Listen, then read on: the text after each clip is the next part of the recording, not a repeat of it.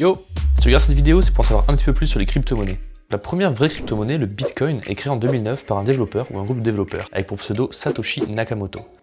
Pour l'anecdote, la première transaction fut faite en 2010 et c'était 2 pizzas achetées pour 10 000 bitcoins. Vu qu'un bitcoin vaut aujourd'hui 9 300 $ environ, si je fais le calcul, ça fait 45 millions de dollars la pizza, soit 6 millions de dollars la part. Ça fait vraiment cher le champignon quoi. Enfin bon, pour comprendre les crypto-monnaies, il faut comprendre la notion sur laquelle elles fonctionnent, la blockchain. Il s'agit en gros d'un registre qui recense toutes les transactions qui ont eu lieu depuis le début de la mise en circulation d'une crypto-monnaie. C'est tout simplement une technologie de stockage où l'on écrit absolument tout. Mais du coup, c'est quoi les avantages de ce système par rapport à une monnaie classique? On va lister les deux principaux. Tout d'abord, la transparence. En effet, n'importe qui a libre accès au registre.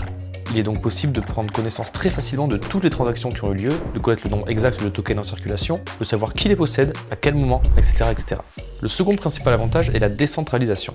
Le système fonctionne de pair à pair. Aujourd'hui, pour payer un service ou une marchandise, un utilisateur est obligé d'accorder sa confiance à un organisme tiers, une banque dans la plupart des cas. Avec la blockchain, par contre, les utilisateurs s'échangent directement leurs tokens et ils ont ainsi une vision claire sur la transaction.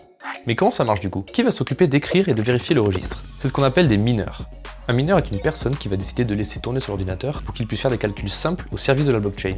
Lorsqu'une nouvelle opération est écrite, tous les mineurs actifs sur la blockchain vont vérifier un par un la véracité de l'information, c'est-à-dire l'identité des deux parties qui procèdent à l'échange et la validité de la transaction.